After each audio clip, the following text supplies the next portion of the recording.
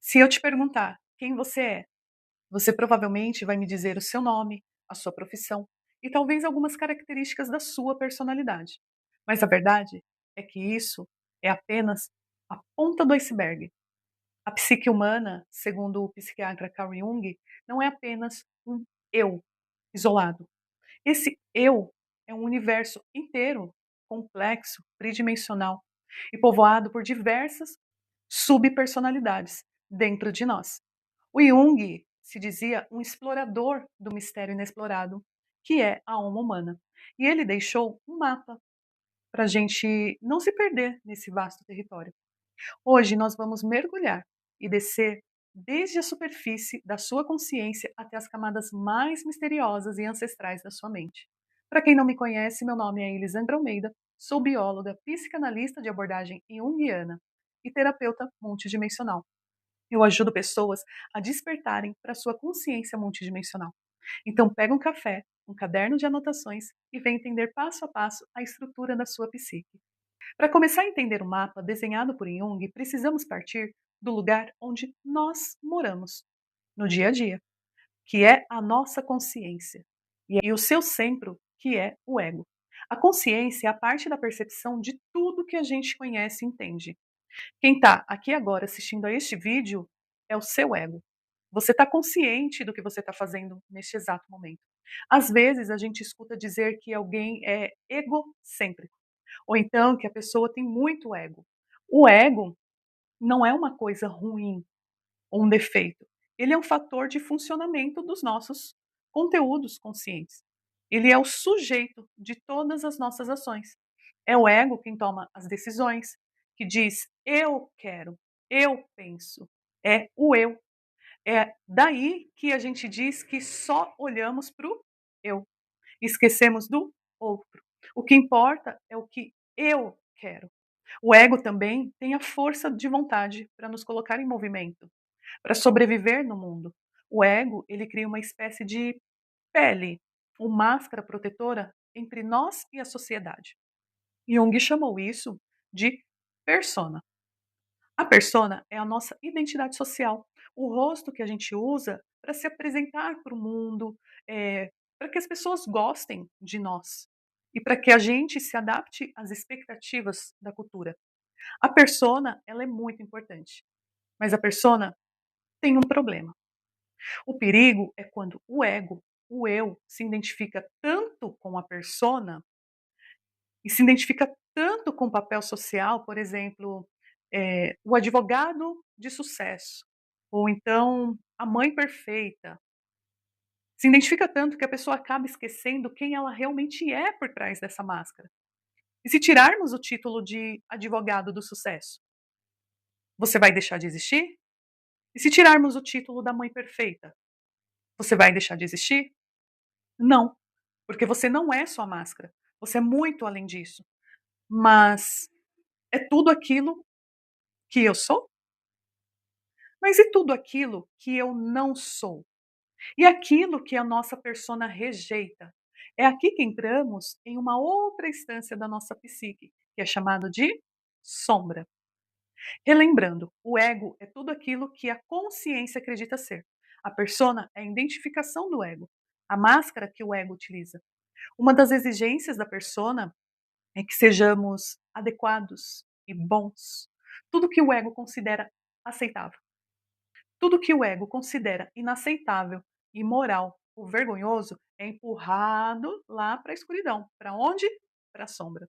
A sombra abriga o nosso lado, que se sente culpado, egoísta, obstinado, insensível e até as emoções agressivas que a sociedade nos ensinou a esconder. Só que aqui temos um outro problema. Nós não vemos a nossa própria sombra. Nós projetamos a nossa sombra em alguém. Sabe aquela pessoa que te irrita profundamente?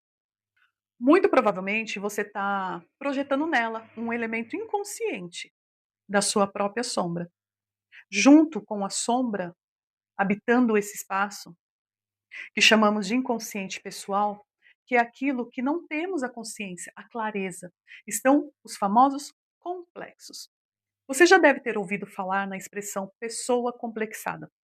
Pois é, os complexos, eles são fragmentos da nossa personalidade. São os nossos fractais, imagens de situações que tiveram uma carga emocional muito forte. Geralmente traumas infantis e que congelaram lá no nosso inconsciente. Certa vez, eu tive uma experiência durante uma meditação ativa, de que eu vi literalmente uma imagem congelada e ela foi se dissolvendo, como se ela tivesse, meio que queimando, mas não tinha fogo. Era como se fosse pixels, eh, se apagando conforme meio que ia se queimando. Foi aí que eu entendi esse conceito de imagem congelada que Jung trouxe sobre o complexo. E os complexos têm uma energia própria, uma vontade própria e se comportam de forma autônoma. São como que se fossem pequenos demônios interiores. Quando alguém ativa um gatilho seu e você explode ou cai no choro, sem conseguir se controlar, é um complexo seu que acabou de roubar a direção do seu ego e inundou a sua mente de emoções. Então, relembrando, ego é tudo aquilo que a consciência acredita ser. A persona é a identificação do ego. A máscara é o que o ego utiliza. A sombra é tudo aquilo que a gente ignora e que a gente não quer olhar. E o complexo são os traumas congelados que estão diretamente associados à nossa sombra. Nós temos também uma estrutura que funciona como se fosse uma porta de acesso para o nosso mundo interior e um inconsciente profundo. Jung chamou essa estrutura de ânima nos homens e ânimos nas mulheres. A ânima e o ânimos são a nossa disposição íntima, o modo como a gente se relaciona com as nossas emoções, intuições, sensações mais obscuras. É um complemento da nossa persona. Por exemplo, um homem tem uma persona, persona é a máscara, né?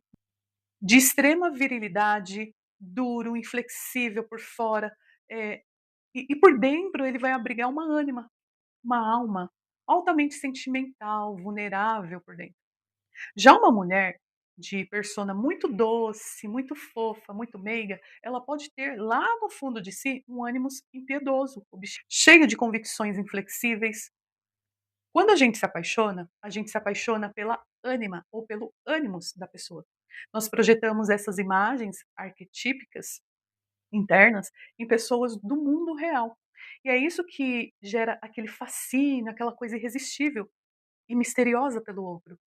Quando nos apaixonamos perdidamente, estamos no fundo tentando nos conectar com a nossa própria alma, com a parte não vivida de nós mesmos.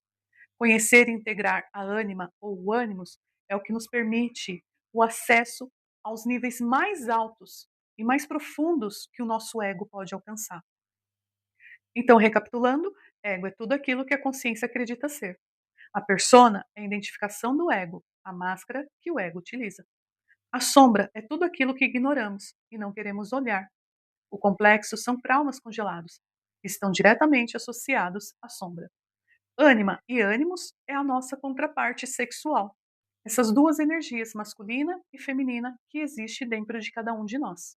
Agora a gente chega ao extrato mais profundo, mais ancestral e impessoal da mente, que é o inconsciente coletivo. Diferente do inconsciente pessoal, que é formado pelos seus traumas, memórias esquecidas, o inconsciente coletivo, ele é inato.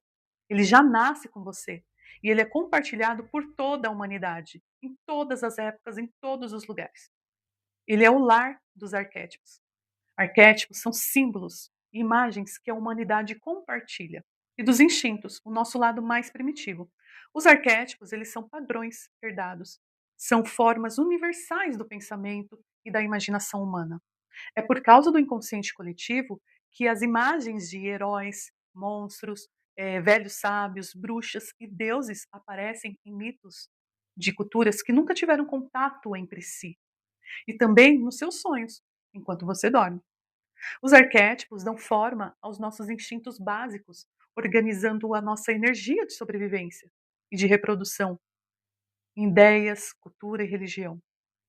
E, finalmente, no controle de tudo isso, governando a psique do lado de fora dela mesma e mantendo todo esse sistema equilibrado, está o grande mistério da psicologia analítica, o si mesmo, que também é chamado de self.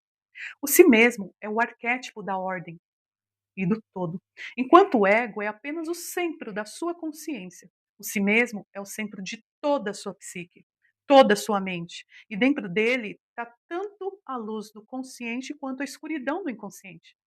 Ele é o que impulsiona o nosso crescimento ao longo da vida inteira. Jung dizia que o objetivo supremo da vida humana não é apenas ser feliz ou bem-sucedido profissionalmente ou financeiramente. O objetivo é um outro ponto: a individuação. A individuação é o processo de se tornar uma pessoa inteira, íntegra, consciente da sua luz e da sua sombra. Esse processo é guiado por ninguém mais e ninguém menos que o si mesmo, que atua o tempo todo nos mandando direcionamentos através dos sonhos, das sincronicidades, tentando nos tirar da nossa visão unilateral e nos empurrar para o verdadeiro propósito, para o nosso verdadeiro destino e potencial da nossa totalidade, do nosso ser. Dentro de um ponto de vista metafísico, o si mesmo seria o equivalente ao nosso eu superior. A estrutura da psique não é um quebra-cabeça estático, imóvel. É um universo vivo. É pulsante, é cheio de deuses, demônios, sombras, instintos, masculino, feminino e uma ordem sublime. Um dos nossos objetivos da vida é o trabalho de, aos poucos, iluminando esse escuro, forjando a nossa integridade. Como diz Jung, entre o martelo do mundo e a bigorna do nosso inconsciente. Nós somos feitos de camadas que devem ser desvendadas. Elas estão todas codificadas.